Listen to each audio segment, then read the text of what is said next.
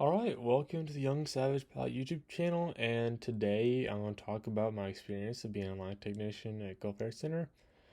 It's a great first experience working at that FBO. So I always dreamed of getting started in the aviation industry. So Gulf Air Center, I'll briefly go over it. It's like a freestanding FBO in Gulf Shores, Alabama. Looking at Jack Edwards, and it's about a medium-sized FBO. So what we would do is we would in the mornings sump the truck, sump the fuel farm, and then we would just do aircraft marshaling, fueling of the aircraft, towing of aircraft to tie down, and then just make sure aircraft were taken care of. And then for the training qualifications, whenever I started, wasn't that bad. There was a website called NATA where we went and got trained. It took about 2 to 3 weeks. Also, we got some on-site training as well by some of the shift leaders, which is very helpful. People there that I met, I mean, I'm still in touch with them, even though I haven't worked there in about a year now. So, the importance of teamwork and collaborating among the line technicians is very important. You all need to have very good communication or be an effective team member at Gulf Air Center or any line tech FBO. So I mean, we would always coordinate who did what. Like sometimes some people would be in a fuel truck for about not 4 hours, but about 2 hours or so, and then someone would be doing the marshaling, and then someone would be doing the towing. So each of us kind of had our own little gig of what we would do whenever we would work, and we would just play into our strengths.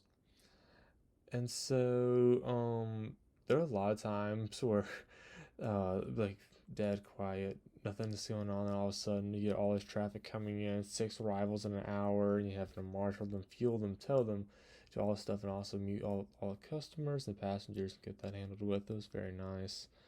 Being able to work, it was very rewarding once you saw that done. You saw the fuel going into the planes. You saw the payment coming in, I guess, for the FBO.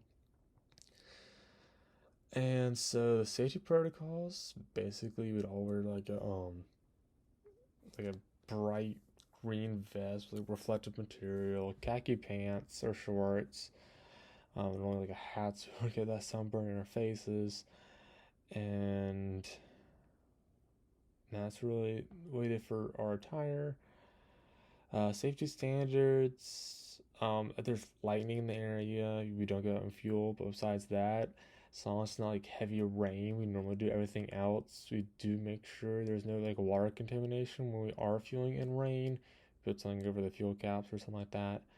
Um, but yeah, I mean sometimes in the summer when I worked, it would get a little bit wet, and you just be out there in the rain, just marshaling an aircraft. It was really fun. You get wet a lot and kind of be wet for the rest of the day, have wet feet, but it was a fun experience. I thought it was fun being able to do that.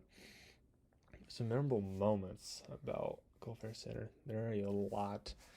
I've got to meet a lot of people. I've seen Kay Ivy. That was really cool. Got to feel her plane. Um, a lot of big aircraft like Gulfstreams, like G650s would fly into Gulf Shores. Pretty impressive. Some pretty big people I've met, I don't know, through career fairs and such. They're just walking outside an aircraft, but oh, okay, you're going off to go do whatever. And then yeah, just meeting some people, and then networking and such. And then oh, this person has that aircraft, and then you kind of develop a schedule of when that aircraft will come in. Also, we would normally get a good amount of military traffic. We would get and one time we got Osprey, got an Apache, good amount of Chinooks and Hueys, and also a lot of T-45s and T-6s. Got a lot of that in, which is pretty cool doing military like that. Kind of helping to train the future pilots of tomorrow in the military. That was kind of cool. And so for career growth and advancement, as just being a line tech yourself, you can grow up to a shift lead. But mainly for me, what I got out of it was how a line tech deals with an aircraft.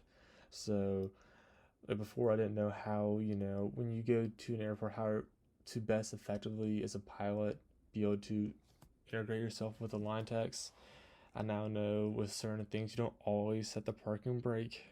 You always will advise a line tech you have the parking brake set or not set because you may want to tow your aircraft to location, stuff like that. And then also tell them exactly how much fuel you want when you get out the plane so they can go ahead and start fueling you. They don't have to ask questions or anything like that, so you don't have to make any calculations and have them standing by. Also, just being generally nice to line techs and also tip a tech as well. Because normally, if you tip a line tech, they'll treat your aircraft very well, and they'll also remember you.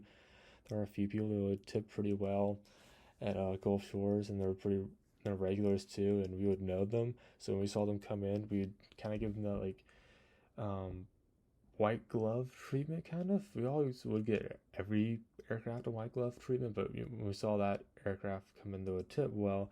We knew that if we really performed well in that aircraft, then we would get tipped. Um, yeah.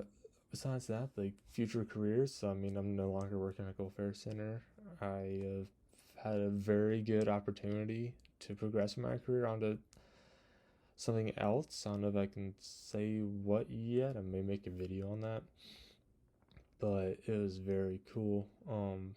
As a yeah, it's kind of like bittersweet leaving Gulf Air Center. I remember at the end of every summer, I would like tear up almost, like leaving the airport. Cause I was like, dang, like I didn't feel like a job to me. It felt like fun, my coworkers, my friends, and being on the aircraft, something I love to do. And I remember I would tear up on the way home after a summer because I realized I wouldn't be able to work there every day. It'd be like every other week. And then whenever my senior year, whenever I was about to go off to college, I remember my last day, I flew there, and I remember leaving, and I was like, holy crap, this is my last time maybe as being a line technician at Gulf Air Center. And then with this new thing I'm doing, it was the last time I'll probably be a line technician. But yeah, I recommend someone who's getting started in aviation to really do it because it's really fun. Also, you get to get your feet wet in aviation if you haven't started pilot training yet. It will teach you a lot about about the aviation industry if you want to get into it or not. When aircraft are sitting for 2 hours and pilots are at the aircraft, you can sit down, talk to them a bit. As long as you aren't being annoying, they normally will tell you about what they do and how they like the industry and why they chose it. I loved working at Gulf Air Center. I would not trade it for any other job. There was one job that I did for about 3 weeks and during COVID summer, and that was because I had to go back to school, so that's why I had to stop working. But I remember I was doing boat rentals out of some marina because I didn't think I was old enough to doing line tech stuff. So I remember working that job, and I won't say I didn't like it, but I was like, this is not. I don't enjoy it. It was what you imagine a job would be. I'm there to get paid. As with Gulf Air Center, I enjoyed it, and getting paid was just an added benefit. I was having fun out the airport, meeting all these new pilots, talking to my friends who are my coworkers, and then getting paid on top of that. Like, comment, subscribe to the channel for some more aviation related content because in about a month, around June, I have a pretty big video in the works. It'll be the first time I'll be filming inside the cockpit as I fly. I'm really excited for it. I have a camera and getting some audio recording equipment to film it, so I'm really excited. So stay tuned for that video. Besides that, thanks for watching the Young Savage Pilot YouTube channel, and I'll see you later.